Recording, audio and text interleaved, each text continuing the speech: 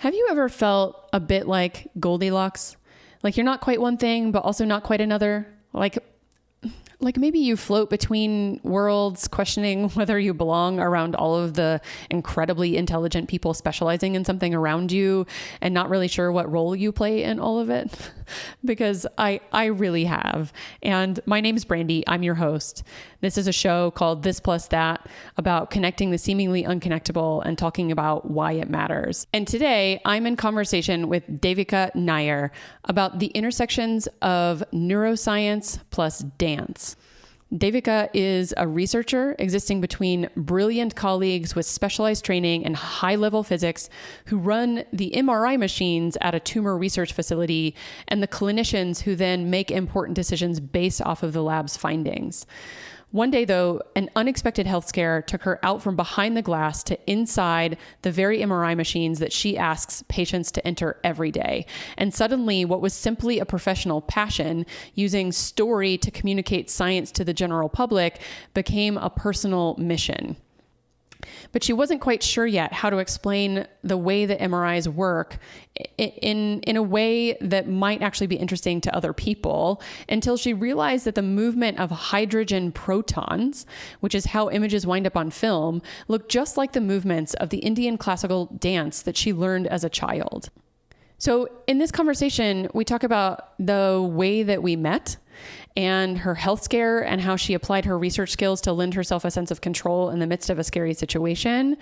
We also talk about growing up, what it was like for her to grow up with an artistic mom that inspired her early dance training and who continues to teach today, as well as her fascination for what art and science have in common and how she's using that passion to inspire people around art and science and curiosity and so much more, of course. So before we hop into the interview, though, I wanted to note that the quote, so I've been starting these conversations with quotes, and in this conversation, it comes a bit earlier, it comes a bit later. And that's partially because, this is new to me. I think this was the third conversation that I recorded, and I'm just learning what the flow of my podcast will be like. So this one differed a little bit but does still have a quote somewhere toward the beginning. And then we also had some audio issues while we were talking. So one thing that you're going to notice is that as opposed to what will feel like a normal conversation where you might hear me laugh or nod along with the guest when they're saying something, there won't be any of that because I had to cut a lot of that out. And in the places where I wasn't able to cut it out, you're going to hear me sound sort of like a distant, like I'm in a far away galaxy. But I couldn't do anything about those. So those are still in there. And then you're also going to hear some kind of, it's going to be a bit of a more abrupt transition between when I would end up talking and when she starts talking and vice versa. Right. So those are things we're still figuring out. And then toward the end, I mention STEAM and STEM, which are just acronyms for science, technology, engineering, art, and math, or more simply science, technology, engineering, and math, which is STEM, which takes the art out of it. And yeah, in case those aren't things that you're aware of or that you're not in those, parts of the world that those don't feel familiar to you, I wanted to share that. So, okay, I think that's it. Episode officially, I think number 3, conversation number 2, and I hope you enjoy it. And hearing these connections between neuroscience plus dance and how Devika came to find those connections. Enjoy.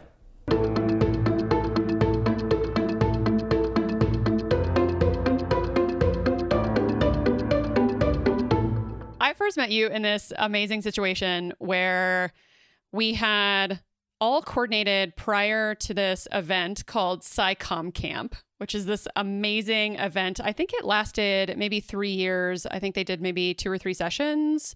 And we were in the most recent one that I think was the final one that they put on. But it's basically a gathering of a bunch of adults who do science communication into a camp-like setting outside of LA. And you, myself, and someone named Michelle Jewell, who will now forever be known as the Sharkologist, thanks to Allie Ward, I'm sure. Everyone seems to be changing their handles online to be ologists. So Michelle studies sharks, among other things, and is also a science communicator. And they had connected all of us via email just to see if we could all carpool from LAX to the camp. And so me and Michelle had never met before. And we end up together in this Lyft ride on the way from the airport to the camp. And I just remember I really come from a background that is very much more like the humanities and social sciences, and showing up in that car as like a writer and an artist. So this is like my first experience being with science communicators, and I'm already just fascinated by what you both do. And I just remember sitting in the back of the car and asking you both a ton of questions because I just wanted to know everything about what you do. And Michelle was telling us about her shark research and the work that she does at her university to do science communication work. And I just remember you telling me something to the effect of that you had been doing brain imaging and had seen that what you were seeing in that imaging reminded you of the classical Indian dance that you were trained in when you were younger, and that you were starting to or had already done some performances using your classical Indian dance training and background to start teaching about brain, neuroscience. And I just remember being in the back of that car and going, these are my people. Look at these people already. I've already met two of the most magical humans, sort of by happenstance in this Lyft ride. And they're doing all these things that make me so excited, which is the point of this podcast, which is this plus that thing, these things that seem disconnected, but actually have quite a lot of resonance with each other, which isn't a question. It's just a statement. It's just a story about how we met. But I don't know what your recollection of that experience was, but I was so fascinated by what you were up to. Oh man, that was probably one of my favorite Lyft rides that I've ever had in my life, because it was so different. Both Michelle and I, we work in science, but what we do is so different. The kinds of research we do, the ways that we, approach, so the technologies that we use as well. And I just remember, just sitting in that car ride and being mesmerized by just the interesting topics, that we were bringing up. And the idea that I had at the time that I was finding parallels in, my dance background with what I was doing professionally at work. It was motivated mostly by sitting in journal clubs, and my boss is an MR physicist, and I don't have any physics training. So I have no idea what a Fourier transformation is, but you really need to know higher level math and physics to understand how an MRI machine works and how to develop sequences to get really precise, really high quality images. So radiologists can look at them and say, okay, this patient has this disease, and so on. So I remember sitting in those, journal clubs and lab meetings and just feeling lost. So many terms went over my head because the audience is, biomedical engineering grad students. So out of that frustration, I was like, let me do my own research. Maybe has anyone written anything that's meant for someone who works in the field or even doesn't work in the field and is just curious to know, how does this technology work? So I found this book called MRI Made Easy, I think. It was written like 20 years ago. And I never finished the book, but I just remember reading the first chapter, and it all started with your body is a roughly, 80% water. And I'm like, okay, that is true. I've taken biology before, So, and then water we know is, 2 hydrogen protons, 1 oxygen. And it all starts with the spinning of hydrogen protons. So normally these protons, when you're not in an MRI machine, they're kind of pointed in different directions and they're spinning and they're moving and they're doing their thing. But when you're in the magnet, when you're in the machine, in the presence of the magnet, these protons will either point parallel or anti-parallel. And it's based off of, those interactions that you get the image. So I just focused on that one point, that one idea. And I was like, this spinning action, which they call precession, which is kind of rotating, those movements just kind of reminded me of dance. And as someone who comes from a classical background, but loves exploring other styles of dance as well, I was like, I think I could create something from this, but who would be interested in this except for me? It's a very hard idea to, what is the word that I'm going for? But just, I think for most people, they'd be like, yeah, why is this interesting?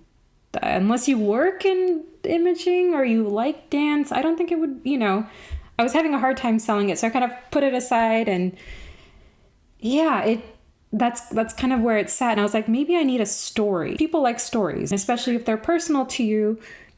That'll get people more engaged. So, as someone who's always sat on, this other side of the scanner collecting the data, one day I found myself in the scanner because I woke up and I experienced a small focal seizure that affected my vision on the lower left visual field. Was that out of the blue, or had you been having any other medical things, or how long ago was that? Or So this was before Psychom camp. That was the second time I ever had a seizure. The first time was when I was an infant. So I was too young to remember, and it was following a head injury, and I had I had a surgery, and I have stitches, and everything was fine.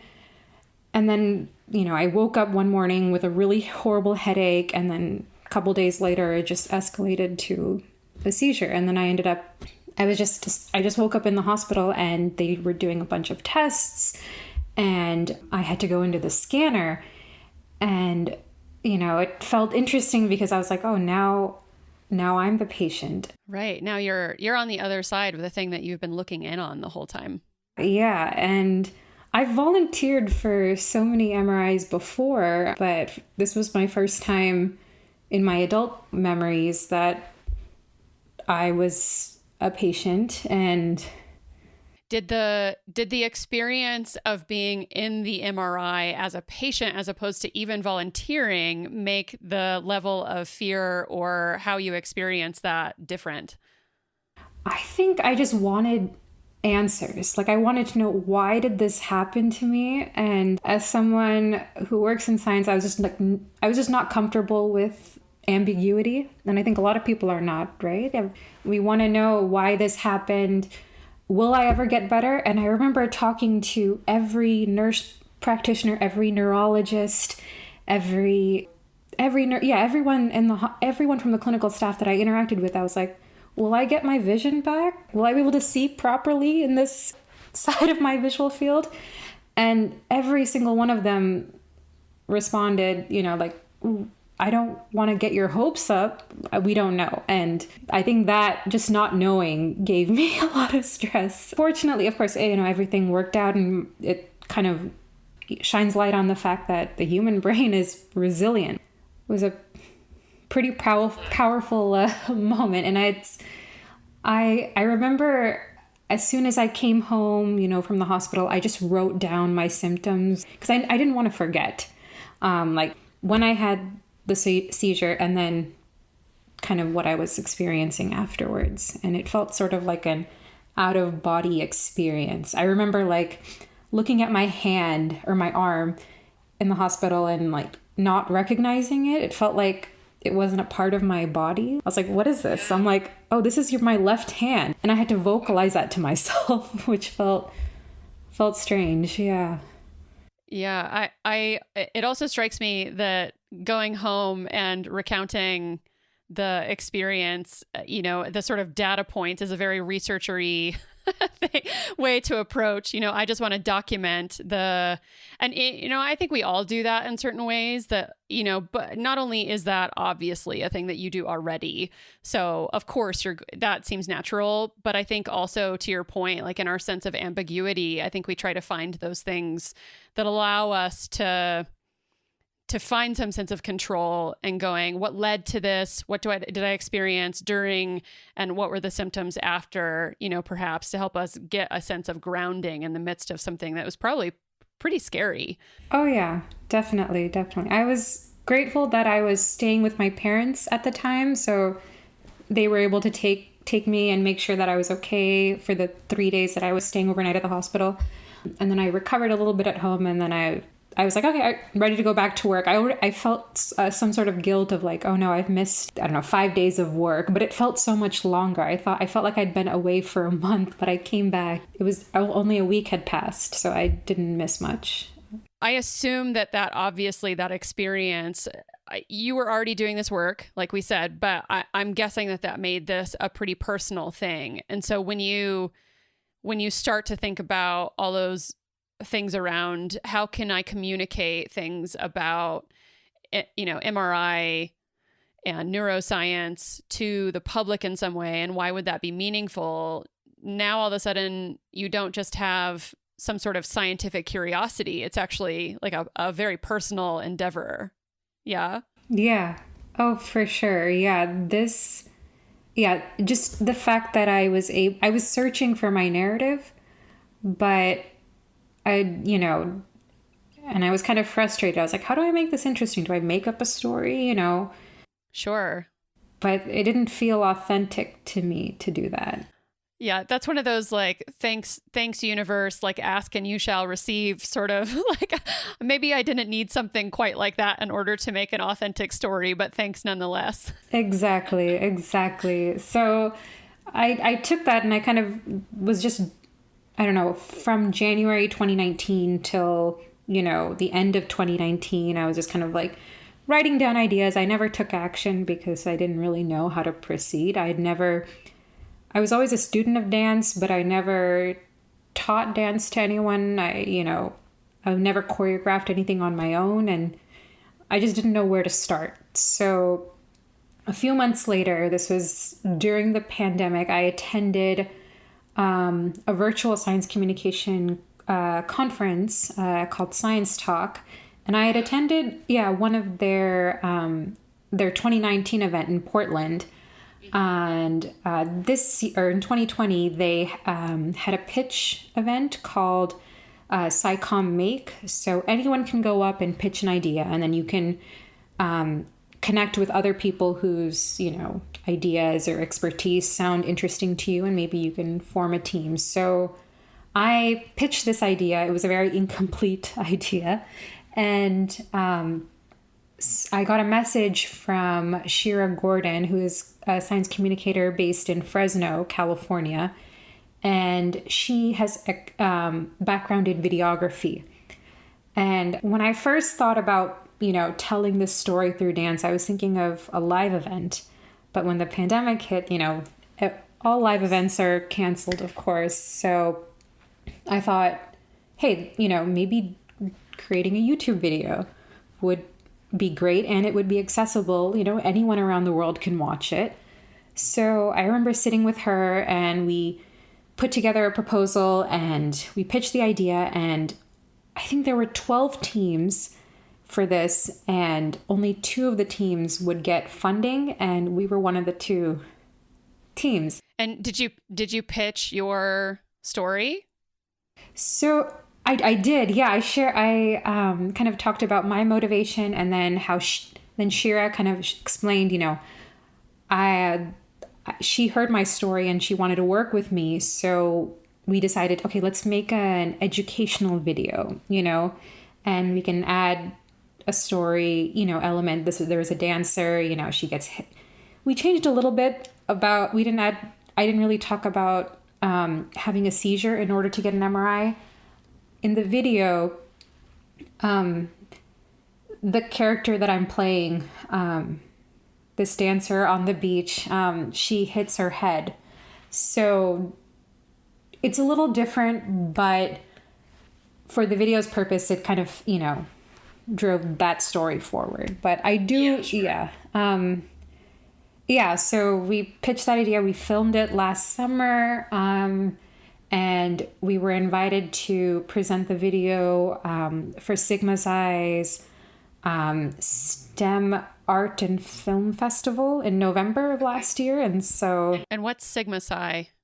They are, I think they're like a national honor society. So they research, yeah, it's like one of the oldest, research societies. I had never heard of them before. But they were they were collaborating with Science Talk, and they were like, we'll help, fund your project, if it's selected. So yeah, so that was the story. Yeah. And so you ended up creating that video? We did. Yes. Yeah. Right. And that's the one you shared with me that I'll make sure to share with the audience? Is that the same one? Yes. It's called In My Mind. Yes. Okay. Yeah, I'll make sure to share that in the show notes and stuff so everyone can see the results of that. But I want to go back though. And I think, I think a few things that are sort of setting for how you basically came to be where you are, besides this very personal health story that intersected with your work life, which is, I normally start these conversations. I've been starting them with quotes, which I love because I think quotes really lead into setting a tone for who you are and what you do in the world. And I loved, so you helped produce a podcast, right? That's called Carry the One. And it's a show designed, and fill in the gaps for me if I miss anything, but it's a show designed to bridge the gap between scientists and the general public. So much like you were talking about, of course, and that's a lot of the mission of science communication in general, of course. And you have this 2-part miniseries on the intersections of science and art that you shared with me.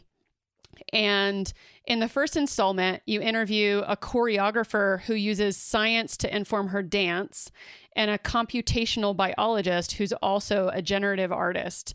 And I love how, the entire interview is fascinating. The first one is more the interview with the two of them. And then you have a second one on the impact of, I think, science communication. But in the first one, in the description of the show, there's a quote about how the methodology of science can be used as an artistic tool and how the creative process drives scientific curiosity. So from your own background,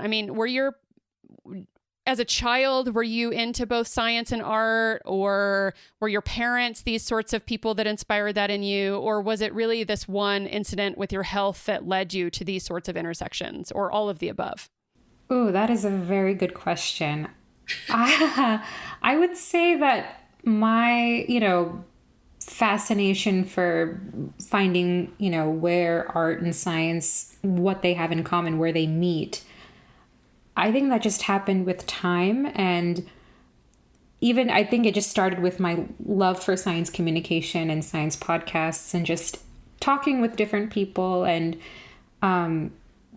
coming back to dance as an adult, because I know that most people, they start learning Indian classical dance as a young, from elementary school days up until high school, and then they get busy with college and they kind of push that aside. Dance becomes more of a hobby. And when I went to school, I didn't, when that feels real with so much art, right? I think that so many of us probably do some type of creative endeavor when we're kids, as we're just exploring or drawing or, crayons or what have you. And then at some point, the quote unquote real work begins, and that becomes just the hobby. And there's the few and far between that actually view that as their work in the world. Right. So I that seems very natural to me too, that, it's a thing drawing especially is a thing I pursued more as a child and then came back to later in life. After, for me, in a lot of ways, I actually started engaging with that more around periods of processing big things. Like for you, that was the health thing. For me, a lot of times that was processing grief. I realized that art helped me do that. But there definitely was this massive chunk of time in between where I did the other work. Mm-hmm. Exactly. Yeah, it's interesting. Yeah, and then, in college, I didn't really pay much attention to it, but I was dancing on the side, but more for fun. It was my hobby. It was, but once I, finished school and I was working again, I came back to classical dance because for me, that movement vocabulary made the most sense to me. It felt like home. It felt like my mom, like just my family home. Like I can't imagine a Saturday morning where I don't wake up and I'm not in a dance class of any kind. So as a younger person, were you in that sort of training? You were in like weekly dance classes, and like, do you have siblings who were doing that sort of thing too? Or what's your family, or your parents were like that, or what's sort of your family setup? So my mom is a dance teacher and she's been teaching for decades now. So, and I have a younger sister, but she has never shown an interest in dance. And so she has other pursuits. So for me, I think I started learning at the age of 8. But I was doing it because my mom was like, oh, it'll be good for you. You learn about your culture, your identity, where you come from, learn about the stories, be more in tune with your heritage. So I would learn with my fellow, family, friends, and it was just something that I was like, oh, my friends are doing it, I'll do it too. And then I honestly didn't feel like I appreciated it until I got to high school. So the older I became, I got to appreciate it more. And I remember in those early days, my parents, we converted our garage. We carpeted it. You would see a bunch of shoes outside of our house, and that I feel like our neighbors would just be like, oh, okay, this is the house that like is a dance teacher. There's always music, blaring between like 8 a.m. till 2 p.m. every Saturday.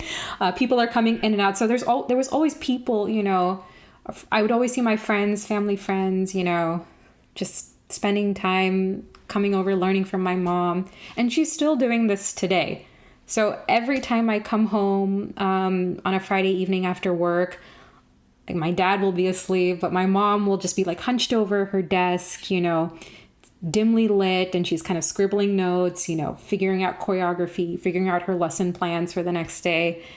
And I'll just sit next to her and ask a bunch of questions, and she'll get my feedback.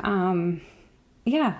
Yeah. What an amazing setting to grow up alongside. Were those formal dance classes she was teaching? So students were coming in, or was that really just like neighbors, friends, anyone who was willing to come over?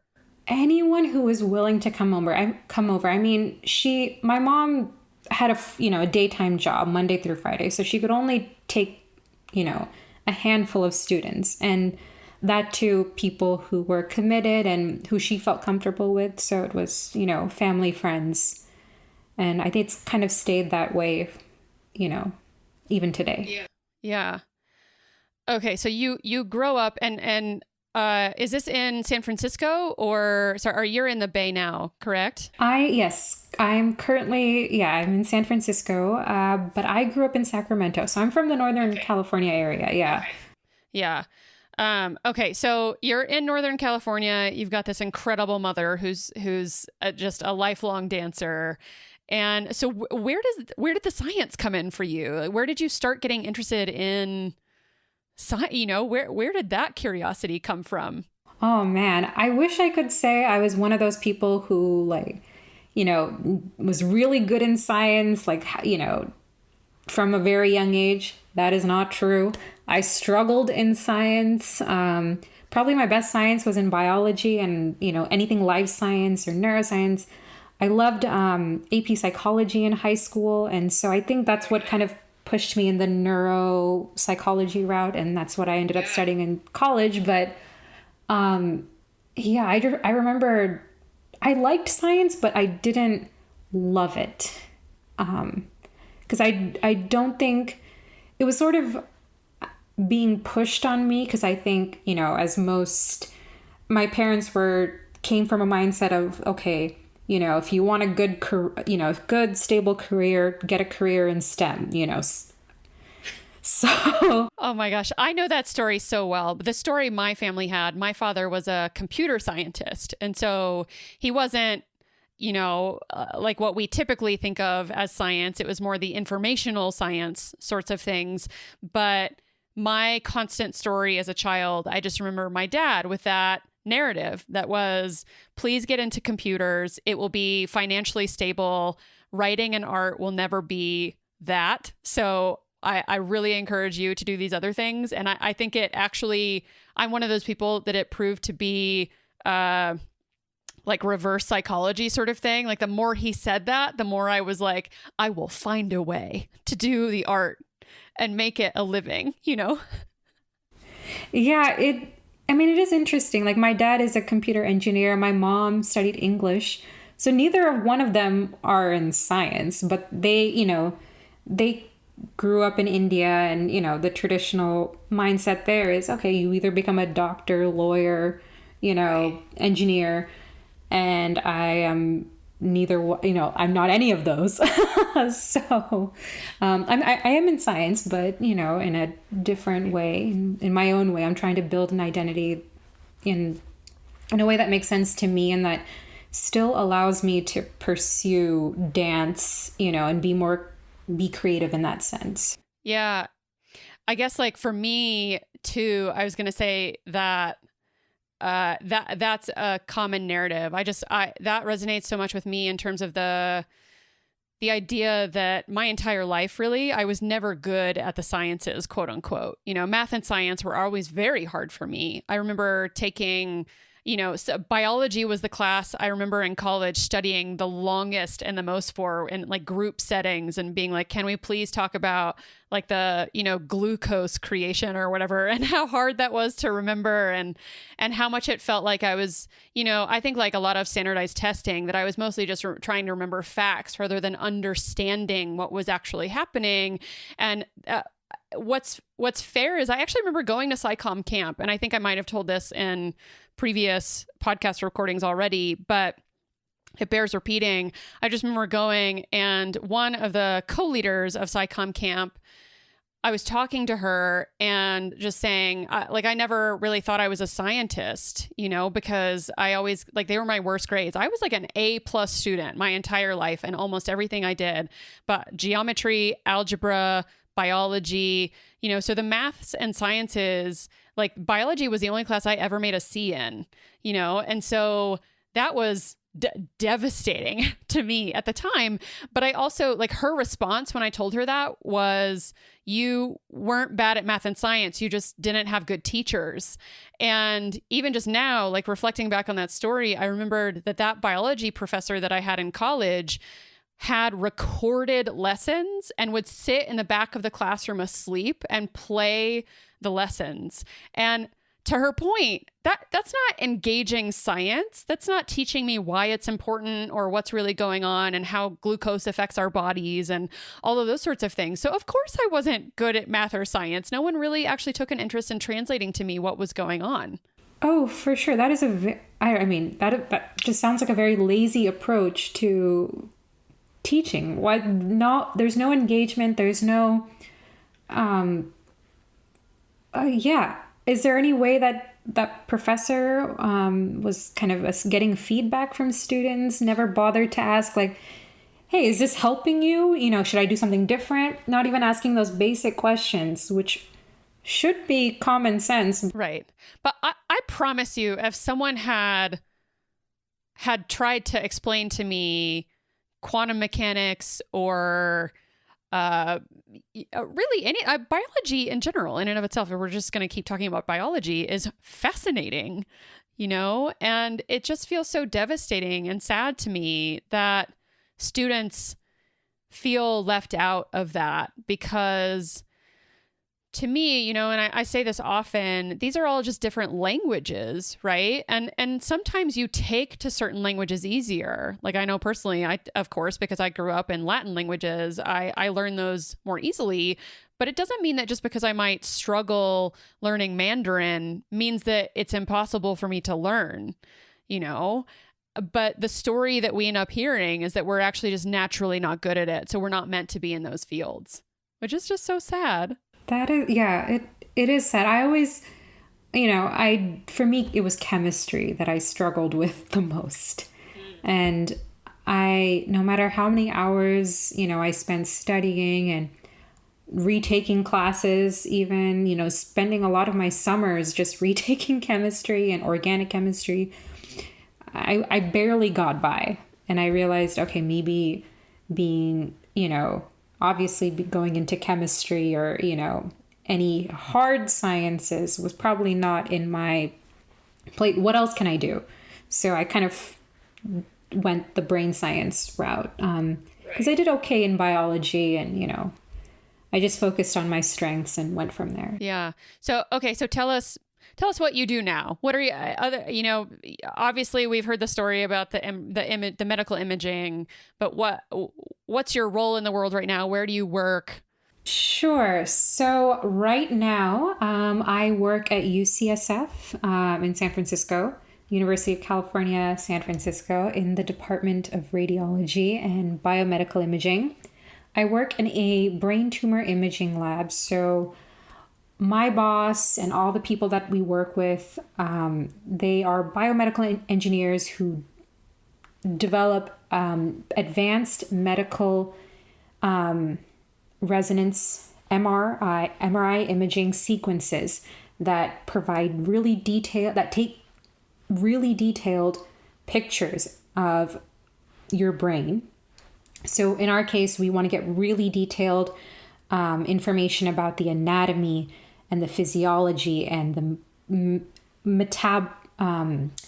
sort of the chemicals, what's happening at like a metabolic level of the tumor. So that is what our lab specializes in. And my role in this is I am responsible for making sure that we get good images, because I'm the only one in my lab or one of few people who talks to these patients and enrolls them in our study, is behind the scanner, making sure that our images look great, processing the data, sending it to the surgeons and the clinical staff, and making, getting their feedback. So I'm kind of at this intersection between the academic research side and the clinical side, and being this, messenger. I don't know if that's the right word, just kind of intermediate space. So I feel like I've always kind of been in like this in-between space, like I know a little bit about the research because, people from the clinical staff, ask me questions. Oh, what are you guys doing research on? What is the significance of this? And then my team on the research side, they'll ask me, is it helping the patients? What are the surgeons saying? So I guess messenger is probably a good way to describe my role, more broadly speaking. Yeah. Yeah, I love that. I was listening to that and I was just thinking, this is, of course you are, because, if I can apply, like use, of course, the name of the podcast to describe this, like you're a plus person, you're that like connector in between the two worlds. Right. And I think communicators often serve that role. And for me, I've always felt like a translator. So sort of a messenger, but more, this side knows this thing and they speak this language, and this other side knows this thing and they speak this other language. And they need someone who is that intermediary, who's translating between the two of them, or, multiple parties who are trying to get a sense of what they need to know in order to do their work. So yeah, that makes a lot of sense to me. Yeah. And I've always wondered, people are always searching for, I want to switch from scientific research to more science communication roles. And for a while I was thinking like, I want to make that jump to, whether it's science education or science outreach, somewhere in that world. And I realized only recently that I was doing some form of science communication in my day-to-day job, explaining our medical research to patients as they're coming in to their MRI appointments. That is me, practicing my science communication skills, in person. And I never thought of the consent process as that, but that's what it is. So, earlier when you were explaining how you got into this and you were talking about all these genius MRI people and how you didn't necessarily like you couldn't necessarily grasp or didn't know the big words and the big, like, very science heavy stuff. Do you still sometimes feel in that setting like you don't really fit in a particular world as one of those middle ground people? Like sometimes you're just like, how am I even here? These people are, and I'm not saying I think you're a genius, but I think a lot of times as people who do serve in that middle ground, it can be really hard to feel like we feel a little Goldilocks, right? Like you don't really fit in any of the specialized areas. And so I think there does tend to be a lot of sort of self-affirming we have to do, or reconciling of our experience and knowing that it's valuable in that setting, that sometimes we don't feel like we fit in either place, right? Does that feel like it resonates with you at all? It does. It resonates with me so deeply. I feel that way every time, to this day, depending on who is presenting an article or giving an update on their research project, a lot of the people in our lab come from physics or math or, engineering backgrounds, and they're presenting all these technical ideas and approaches, throwing words that we hear all, which is common, in all fields like machine learning and deep learning, and applying that, to their projects. But to be honest, a lot of those concepts and, their approaches go over my head because I don't have a background. I don't have a technical background.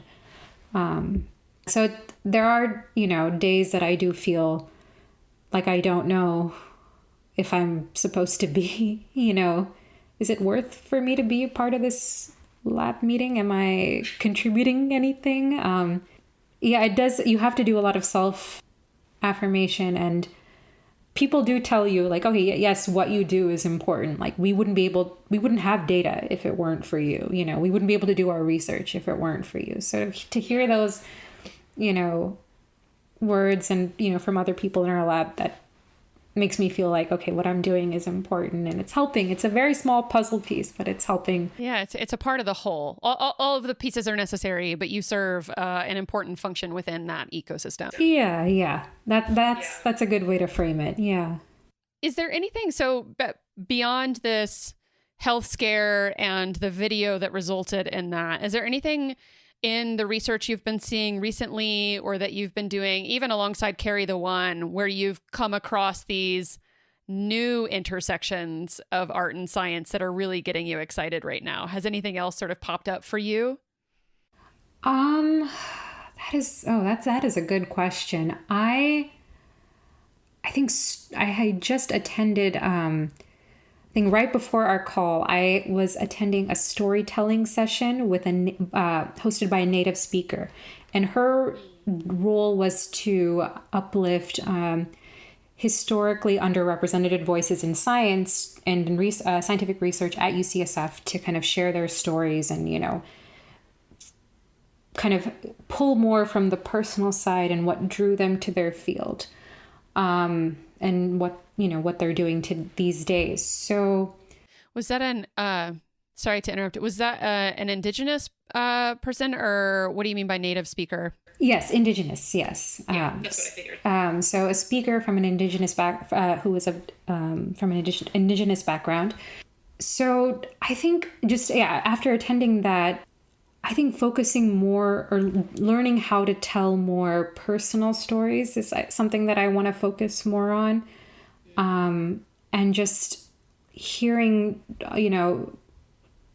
different perspectives. And something that I've been doing every day is reading more literature. I know more people, we only live this, the life that we know best is ourselves, right? We have this perspective, the people that we interact with, our environment is very particular to us. I'm not explaining this well. I'm just throwing words out. No, I love this.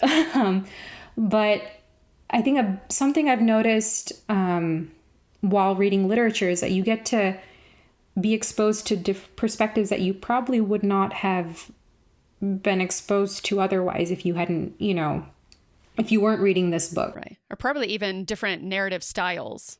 Exactly. Yeah. So I oftentimes, when people say, "Oh, I don't have time to read for fun," or if I do read, for fun, or not for fun, but if I do find time to read, it's work that is relevant to what I'm studying, or, It's not for pleasure. not for pleasure. Exactly. So for me, something that I've been, just something that's been important for me is finding time to read for pleasure, and that too, reading more literature and being exposed to different ideas and narratives and perspectives. And I find that very enriching. Oh, I love that. Okay. Well, okay. So where did Carry the One Radio come from? Is that your own endeavor? Is that a collective thing? Did that come out of the university? I'm going to stop naming possible reasons that it started and just maybe let you just tell me where it came from. It was not my idea. It started, 10 plus years ago by a neuroscience graduate student who wanted to just showcase science to high school and college level students. That was his mission. He wanted to share these stories, get high school and college kids excited about careers in scientific research. So since then, the mission has kind of evolved, but our goal is to ignite scientific curiosity. I know we say, it's for the general public, but who the general public is, it's a very broad term. It really depends. It varies, right? You can't really have a general public, right? That's something that I've been kind of struggling with lately. I'm like, is there a better way to describe your intended audience? Is it? That's, classic storytelling, or I always say, I come from a communications, branding, marketing background. That was how I knew how to monetize a living telling story, and now I'm trying to get back more into sort of the creative side of that, which is more of my own personal writing and not so much, the telling stories of other people. But that's the thing that you always try to get at, right? That's who's the one person, not the ubiquitous you, not the general you, but who's the individual that you might be talking to. Yeah. Okay. That is a wonderful way to frame it. Yeah. So it's definitely evolved over the 10 plus years, Carry the One Radio, and it is a student and staff run group, and we're very small, and I've been a part of it for about 4 years now. And, it's been such a learning process, getting familiar with how to ask the right questions, doing your research on the person that you're interviewing. Yes, I feel familiar.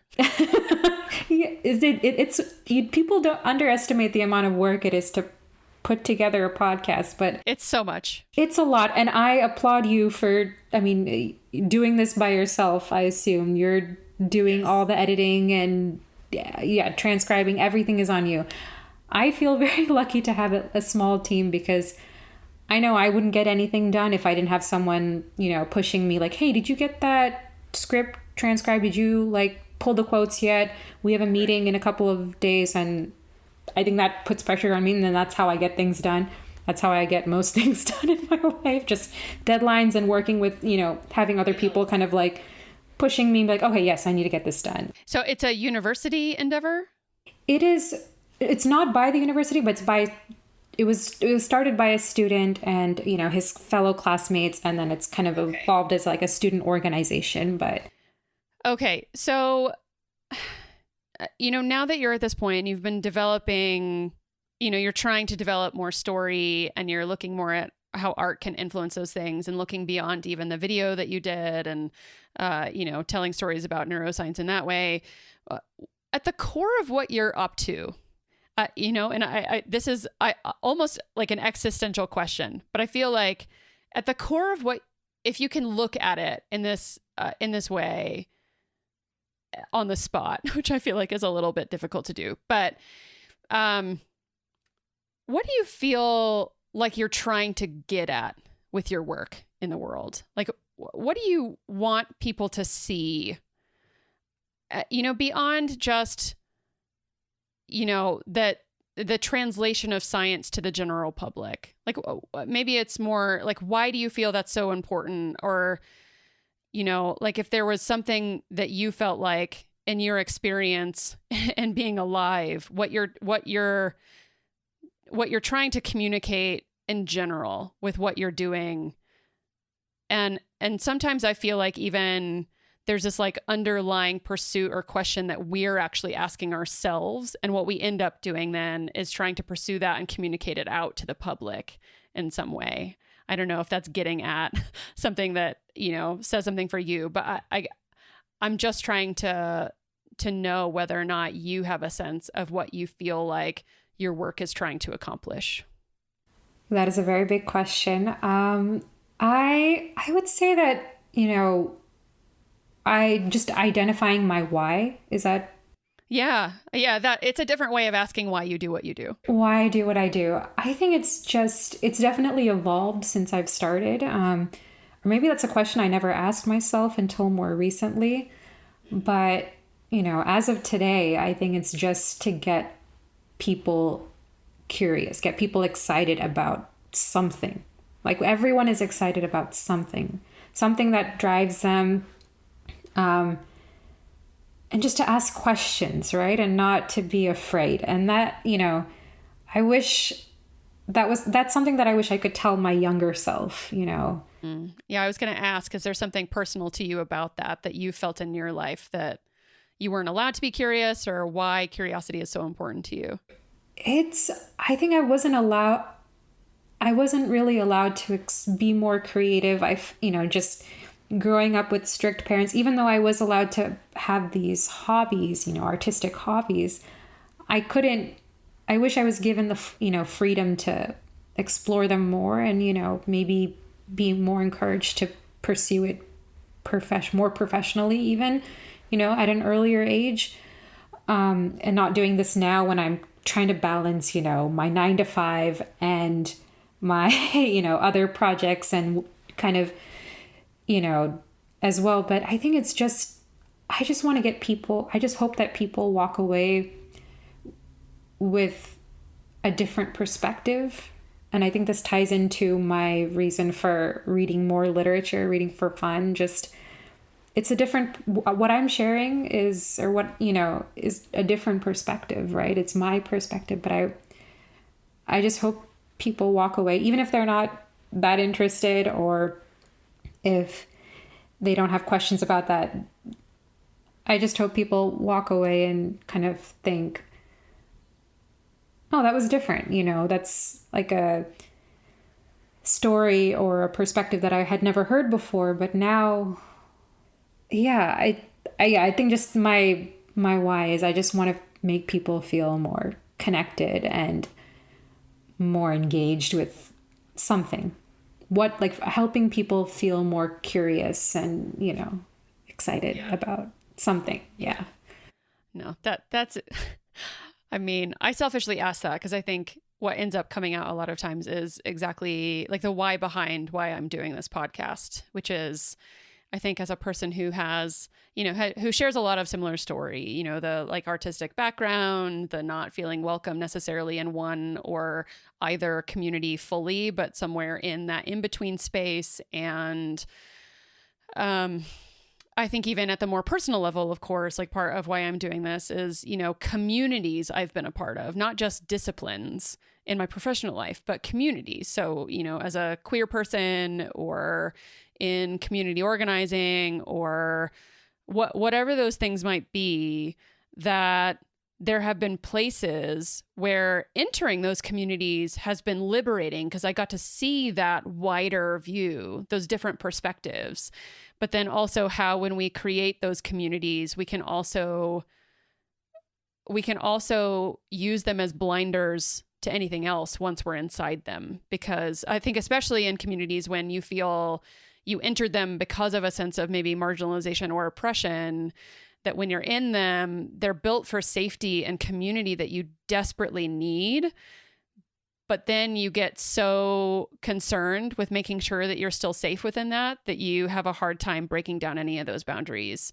And so we get into similar challenges around not being able to try on different perspectives and building walls in the same way that we tended to need those communities to get out of, right? And so, yeah, I think that a lot of the entire, like the point behind these conversations really is a lot of those very personal experiences that goes, not only do I want people to be curious, because I think it's an important guiding value in your life or compass, but also that trying on these different languages, narrative styles, perspectives helps us to see not only maybe our artists' visions important or scientists' visions important, but also all of these other ways of seeing in the world are valuable ways of seeing, and how might those actually be more similar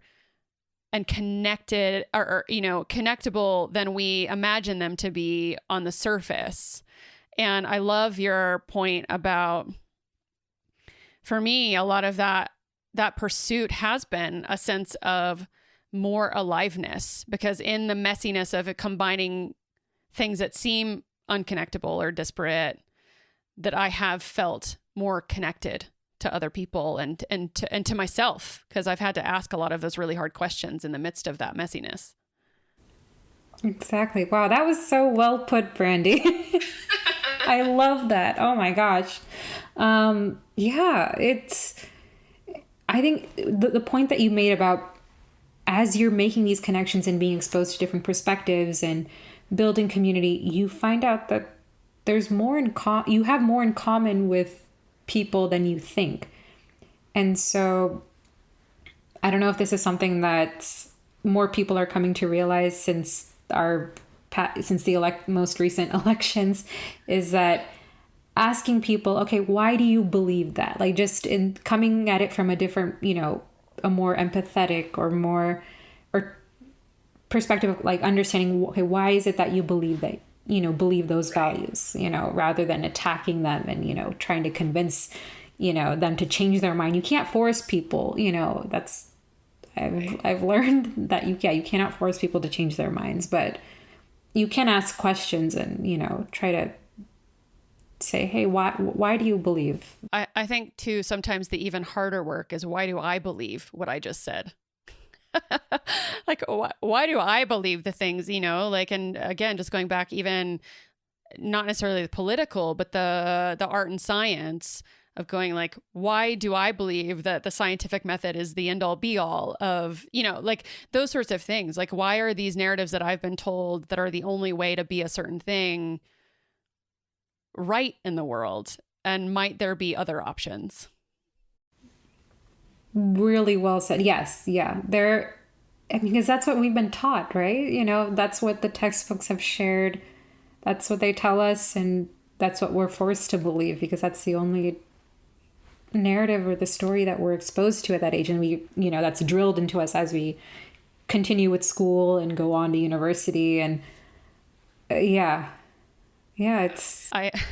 I feel a little bad, because I think as a podcast host, I'm realizing that some of the questions I ask. So one of my favorite podcasts is You Made It Weird with Pete Holmes. He's a comedian and he lives in LA, and he's always joking with himself and his guests that he basically just asks a bunch of leading questions. And I feel a little bit like I'm guiding people to those responses, but that it's true about how I feel. And I think especially talking with, STEAM or STEM folks who are mashing art and science, that I just have such a personal encounter with not fully being either one of those things, and not really feeling welcome, or having to figure out how to reconcile those things in myself, and all those things. So I'm certainly leading you somewhere. So I recognize that, but yeah, I think I love all your points about, just, if anything, that pursuit of curiosity can lead to more connection and a sense of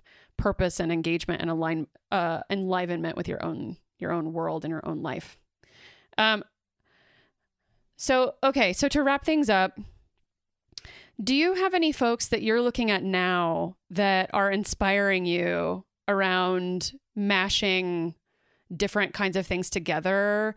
Artists, scientists, really any sort of human or creator, or were there people in your past who really made you feel like you had an ability to, like you had permission to mash these things together and gave you a model to look at? I mean, I'm going to go back to the dancer choreographer that I had the honor to interview, Subha Subramaniam, who is a UK-based South Asian artist. The one you interviewed for Carry the One that I mentioned, that was the 2-part miniseries. Yes. So we interviewed her for the first part, and the focus was on her process of how, her journey as she's a trained science teacher. She studied biochemistry, and then, but she was always doing dance in the background. And then she eventually, is now a choreographer and an artistic director for different dance companies in the UK. But I realized I didn't know her until I stumbled across an old TED Talk TED Talk she had done maybe, 7-8 years ago. And then I found her on Twitter back when my Twitter account was still active, before I closed it. But I reached out to her. I just sent her a DM. I was like, hey, we're doing a series on art and science. It's a UCSF podcast. Would you be willing to, could you share your story? Because I think what you do is super fascinating. And even the content that I didn't share, I was able to, connect with her over, talking about Bharatanatyam and like the specificities of that. And is that that's a type of dance? That is one of the South Indian classical dance forms. So there are so many different styles, but that is one. And yeah, I wish I could include that in the, while I was working with my small group. But yeah, it didn't really fit with the rest of the story. But yeah, that I love discussing, Yeah, it's so sad. It's what's that? There's a phrase in writing, kill your darlings or whatever. That basically it's sometimes the best things that you want to include in the story just don't fit the narrative that you need to tell or the space that you need to tell it in. And all those things that we miss out on that you're so sad that you wish that you could share with other people. So I love hearing about that. Yeah. I mean, maybe, can share that in a different format, but yeah, she is someone that I, look up to, and the kind of work that she's doing now as an artistic director that's infusing science in her work and collaborating with researchers at different universities to create, super interesting dance pieces. She is someone that I look up to. And maybe it has to do with also like coming from a similar cultural background and having similar, coming from a similar dance language, if that's the right phrasing, having that having that in common, and it just made it easier to connect. Yeah, I'm sure. And I'll make sure to share links to her work, to those episodes of Carry the One where you recorded her and Dr. Alex Naka as well, the computational biologist and generative artist. So I'll share links to those. But is there anything else that you wish that you could talk about or share in this sort of conversation that maybe I missed?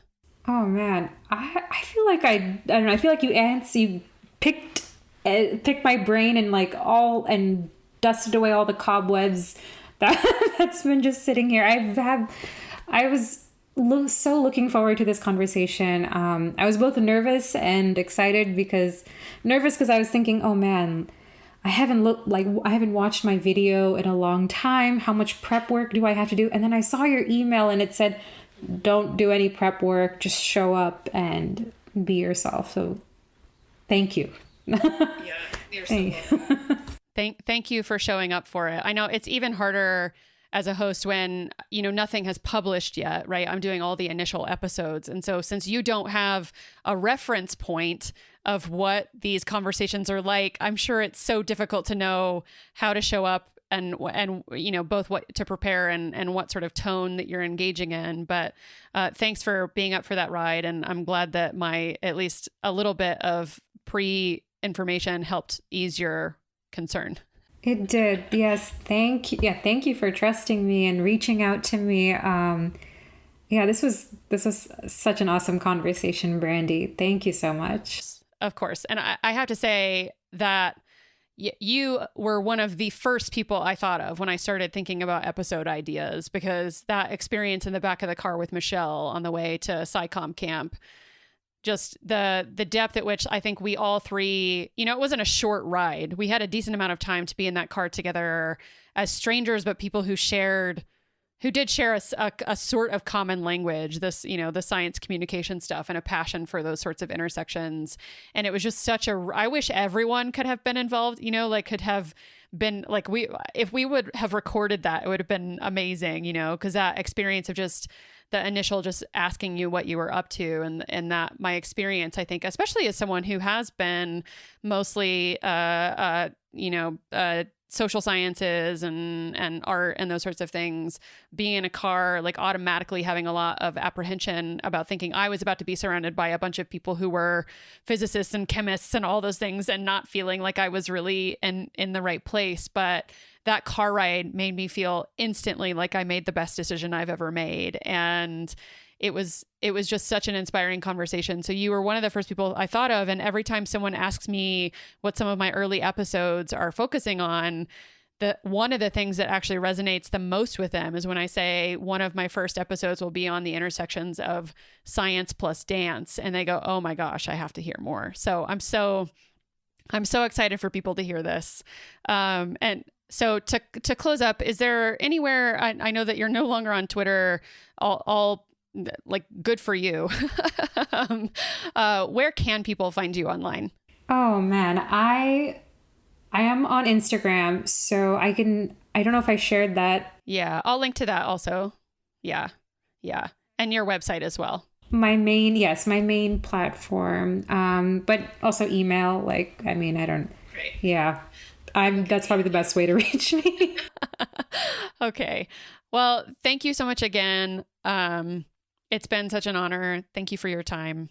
Of course. Thank you for inviting me on this platform and thinking of me. This was such a fun conversation.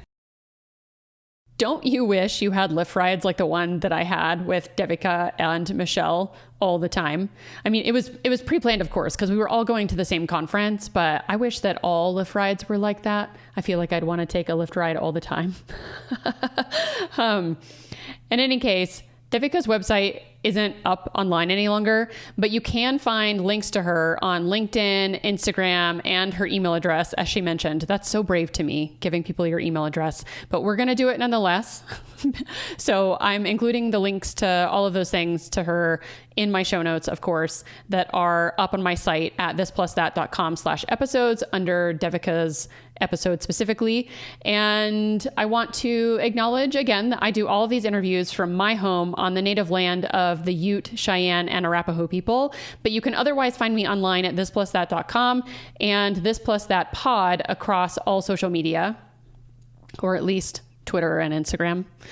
And thank you, of course, to the team at Upfire Digital for the audio processing. You can find them online at upfiredigital.com. All of my music is by the folks at slip.stream. You can find them online at that same address. And if you're a plus kind of person and you love this stuff as much as I do, you can also sign up for my newsletter at thisplusThat.com. And in it, you're going to get inside peeks at important connections I'm making at the intersections of other seemingly unconnected ideas, podcast announcements so you never miss a show when it drops, additional commentary and behind the scenes thoughts from me beyond these conversations, plus curated links to my other favorite recent idea mashing people and media. It's also the only place I share recommended reading and listening related to each show beyond our conversations, and the only place where I'm going to take guest recommendations at the moment. So if you have ideas for other people who are mashing cool stuff together, you can reply to my emails and let me know who you think I should interview down the road. And my email list is the only place I'm going to actually listen to folks who are making those suggestions. Lastly, please rate and subscribe to the show and tell other people about it. I think you know other people who like mashing weird things together, and we're all going to have a little bit of a party and talking about common threads between weird things. So please do that. I would love for you to share it with your friends, and I can't wait until next time.